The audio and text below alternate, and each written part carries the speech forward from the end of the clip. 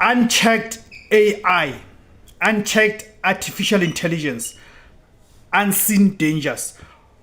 What the DeepSeek breach means for South Africa's companies and POPIA compliance.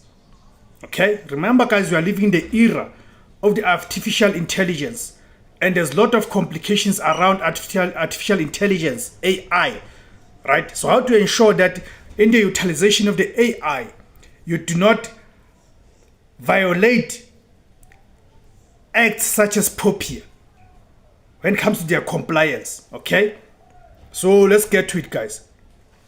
DeepSeek, okay, DeepSeek, a prominent competitor in the artificial intelligence, which is AI marketplace, recently faced a significant security